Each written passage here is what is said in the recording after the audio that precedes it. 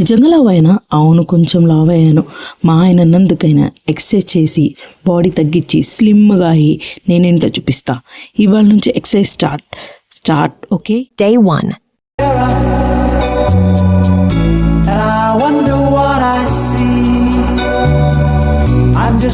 Day 2.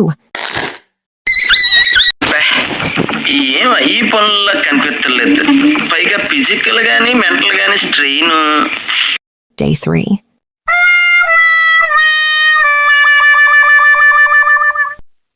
Time ఎంత అయింది?